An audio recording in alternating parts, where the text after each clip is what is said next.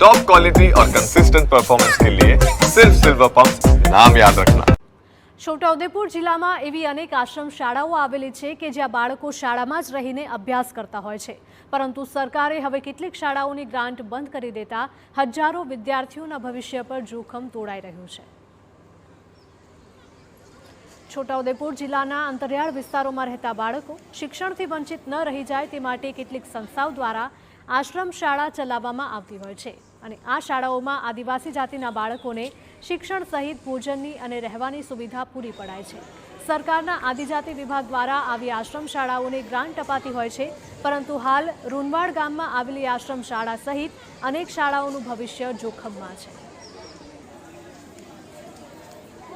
છોટાઉદેપુરમાં 59 જેટલી આશ્રમ શાળાઓ આવેલી છે, જેમાંથી વિવિધ કારણોસર 13 જેટલી આશ્રમ શાળાઓની ગ્રાન્ટ બંધ કરી દેવાઈ છે। 30 ઓગસ્ટ 2024ના રોજ અચાનક કેટલીક આશ્રમ શાળાઓની મુલાકાત લેવામાં આવી હતી। રૂનવાડની મુલાકાતે પણ કલેક્ટર સહિત અધિકારીઓ પહોંચ્યા હતા, ત્યારે આશ્રમ શાળામાં સામે આવેલી કેટલીક ક્ષતિઓને લીધે આશ્રમ શાળાની ગ્રાન્ટ બંધ કરી દેવાઈ છે। રૂનવાડ આશ્રમ શાળાના આચાર્યનો દાવો છે કે જે પણ ક્ષતિ હતી તે તરત જ દૂર કરાઈ હોવા છતાં હાલ શાળાને ગ્રાન્ટ નથી મળી રહી। સરકારશ્રીના અધિકારીઓ દ્વારા શાળાની મુલાકાત લેતા ભોજનાલય કાળું છે તેવું મૌખિક સૂચન કરેલું અને રંગરોગાન કરવાનું સૂચન આપેલું હતું। અમે દિન 3માં રંગરોગાન કરી અને ફોટોગ્રાફ્સ અહેવાલ સાથે તારીખ 14/10/2024ના રોજ રૂબરૂ ગાંધીનગર સુનાવણીમાં રજૂ કરેલ હતું, પરંતુ આજ દિન સુધી ભોજન બિલના નાણાં ચૂકવવામાં આવતા નથી। ગત ઓક્ટોબર માસથી રૂનવાડ આશ્રમ શાળાની ગ્રાન્ટ બંધ છે। શાળાને સરકાર પાસેથી 69 લાખની ગ્રાન્ટ લેવાની બાકી છે, તો ઉપરથી 72 લાખનું દેવું થઈ ગયું છે।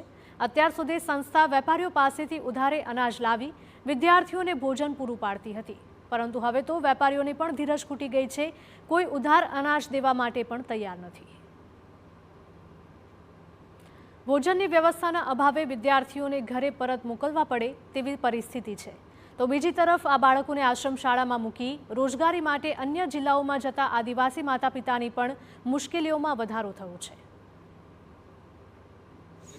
તમામ વિદ્યાર્થીઓ આદિવાસી છે અને તેમના મા બાપ માઇગ્રેશન કરી અને મજૂરી અર્થે મોરબી,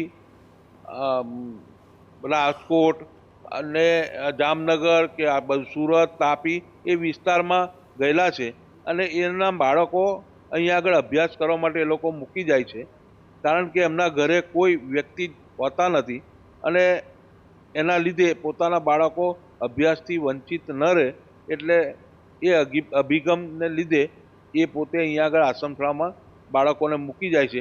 એ બાળકોને ભોજન બંધ કરી દે તો વાલીઓને એ અસર પડે કે બિચારા વાલીઓ કઈથી ભાડા રોજગાર કરે અને દૂરથી આવવાનું કેવી રીતે અહીંયા પહોંચાડે, એવી વાલીઓને અસર પડે, બહુ અસર પડે। સરકારશ્રીએ આદિવાસી બાળકોને અન્યાય તો થયો છે।